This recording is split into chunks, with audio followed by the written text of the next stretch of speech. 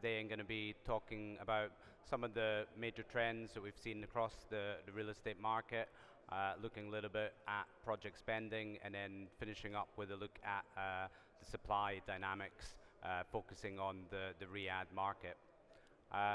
2025, I think, has been a potentially transformational year for Saudi Arabia. I think we started off the year with a little bit of trepidation maybe around what was going to happen in the market given the potential spending adjustments from PIF, from some of the realignment of the giga projects and potential rephasing of the same. However, I think we're ending the year in a very positive place. We've had major regulatory changes which have been announced over the past 6 months, which I think support the continued growth of the real estate market. We've seen, obviously, project spending increase over the last couple of years, and I think that is a trend which will continue despite the pullback across some of the giga projects. We have major infrastructure developments which are now going to probably see a reallocation. We have Riyadh Expo 2030, we have new airports, we have a 2034 World Cup, along with major other events as well. So for the next couple of years, we will see that development activity continue. I think even once we kind of get closer to 2030, we'll probably see some distribution of the existing spending, and we'll see a lot of these new projects also come into the pipeline as well. Real estate is obviously an increasingly important part of the Saudi diversification strategy. We are already at around 12% of GDP, and that may well continue to increase as well, given that we're going to start to see increased taxation revenues from fees related to freehold ownership, and the increased liquidity that we'd expect to see across the Saudi market as foreign buyers come in and start to have a bigger role within that market. We've already seen that kind of composition of real estate in terms of overall project spending increase, and I think that will probably peak within the current development cycle at around 40% up over the next kind of couple of years.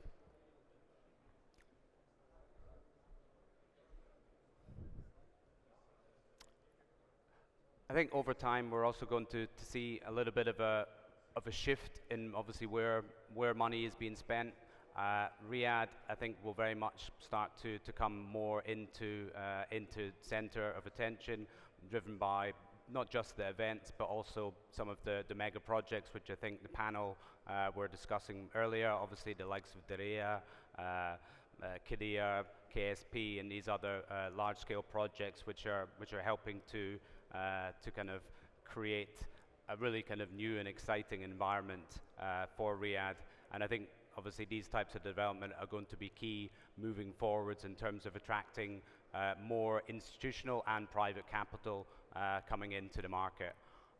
Certainly the conversations that CBRE have been having over the past year have been, I think, quite exciting, particularly related to some of the sovereign wealth funds, particularly from Asia, institutional capital from Europe and the US, and I think you're already starting to kind of see some of those kind of deals come to fruition as well. We've had obviously Blackstone entering the market and setting up a fund for the GCC, and I think others will obviously follow suit as well over the coming years. Because of that, I think, yes, we will see a bit of a readjustment in terms of where the spending is going. We're going to see continued private sector involvement. I think probably even more so now with the white land tax. I think we're going to see obviously landowners being incentivized to develop.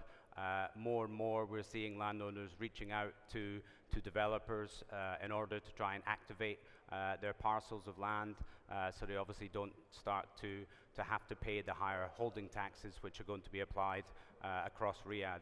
And I think also this is an area where you're going to start to see increasing support from from international developers and also international capital looking to come into the market. I think it was interesting that the panel obviously talked about the mixed-use projects. There's a massive focus within Riyadh, whether it's Diriyah, whether it's Qiddiya, KSP, all of these are true mixed-use projects. This has been demanded, as the speakers were talking about, by young Saudi buyers, but I think will also be also aligned with how international buyers now coming into the market to benefit from freehold ownership will also have the same mindset around what they are looking for. So a real big move towards Riyadh, a real big move towards mixed-use projects, and I think, you know, I mean, whilst development activity, I think, has been pretty significant in recent years anyway, I think the mixture of these regulatory changes that we've seen are going to create real significant demand drivers for continued development activity, and obviously a major increase in real estate spending generally.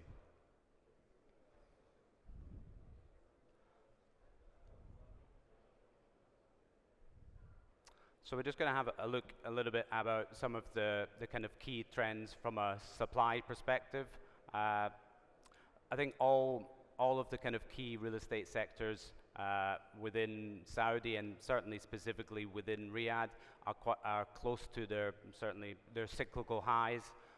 We've seen rental growth across the office market of around about 15% year on year. We've seen the residential rental market see growth of around about 8% a year, and I think these dynamics have obviously been really important in the government's decision to introduce the new 5-year rent freeze, as they obviously look to make the country attractive, continually attractive for global businesses who are moving into this market, but then also for residents in terms of being able to help to balance the cost of living pressures that everyone who lives here has felt over the past kind of 5 years. I think because of that, you know, I mean, we have a really significant pipeline for commercial offices. We potentially could see growth of up to 60% of the existing stock over the next 5 to 6 years. However, I think that comes at a point when average occupancy rates for the office market are already around about 98%. So a really difficult position, I think, for a lot of occupiers who want to expand, occupiers who want to move into the market. And we've obviously seen the success of the RHQ license initiative with well over 600 companies already registered, and I think we're going to see continued growth in that over the next year as well. In terms of where we're going to see the new supply coming through, there's a really big focus again on the north and the western parts of Riyadh. Again, that will be through Diriyah, through Qiddiya, etc. But I think mainly you're going to see a lot of private sector development activity driving that growth. So that is significant mixed-use and single-use office towers along Alaya, along King Fahd, and that will actually kind of make up quite a large percentage of the supply. In terms of the composition, we're going to see more than 40% of that being Grade A quality stock, with the remaining Grade B and Grade C. And I think, look, this very much aligns with the kind of the ethos around creating high quality mixed-use developments, and also really just trying to meet the demands of the global corporate occupiers who are coming into this market and have expectations for quality like they would see within the other international locations. In terms of, you mean the concentration, again, close to 50% of upcoming supply will come in the northern portion of Riyadh, with just over 40% within the western portion, and then the remainder kind of split across the central and other east and south areas. I think the probably the impact of this supply is potentially going to be a bit of a softening. I said this very much aligns with the government's drive to make it a more affordable business location. The only way to obviously to be able to do that will be to start rebalancing the supply and demand dynamics. And it's been a very difficult situation, I think, for occupiers in Riyadh, particularly over the past kind of 4 or 5 years, with constant difficulties in terms of being able to actually access new space. But I think, as I said, over the next couple of years, we're going to see average deliveries of around about 600,000 square meters per year, and I think that will go a long way to obviously helping to rebalance that supply and demand situation.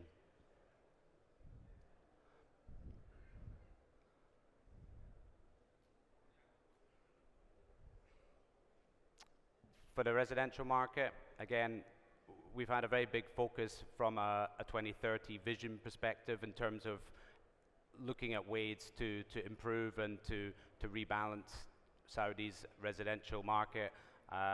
We have various national housing programs which are obviously aimed at bringing more affordable accommodation in terms of improving the home ownership rates, which are currently over 65%.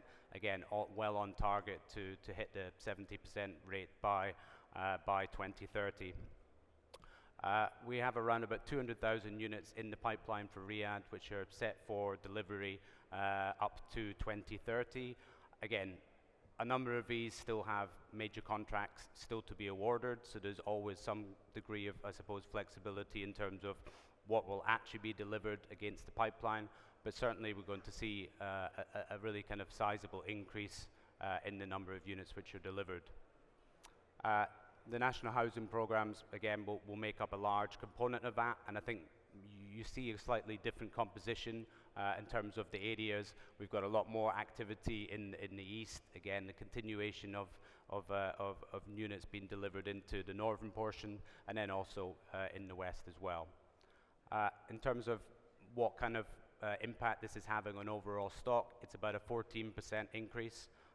So if you think about obviously the strong population growth that we've had, I think this kind of will pretty much align. I think maybe for the residential sector though, I think we will probably take longer to see a rebalancing of the market.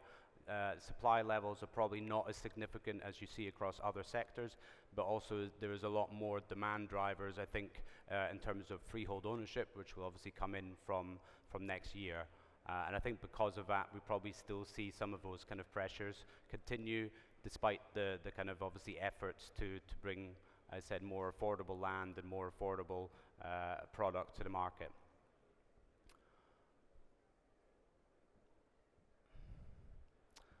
For the retail sector, again, a relatively similar set of dynamics. We have a very big push towards the west, but most specifically to the north of the city. And northern Riyadh, I think, really will become the real kind of center of the retail market. We have a number of really significant retail projects to be delivered. The largest of those being Avenues Mall, which will be delivered within the next kind of couple of years. However, in the shorter term, we also have Sonomi Westfield Riyadh, which will be delivered in Q3 next year, and then a number of other large-scale retail facilities as well. Again, the retail market, I think, is probably in a slightly different position within the cycle. We have occupancy rates of well over 90%, but it's maybe not performed quite as strongly as some other parts of the sector, like offices specifically. However, I think with the population growth that we're seeing, again with demand, which we are obviously generating from continued strength within the economy, I think we're also pretty kind of positive on the retail outlook as well. That is it for today. If anyone has any specific questions, please feel free to come and find me. I'd be more than happy to chat through any aspect of the Saudi real estate market, and thank you for your time. Thank you.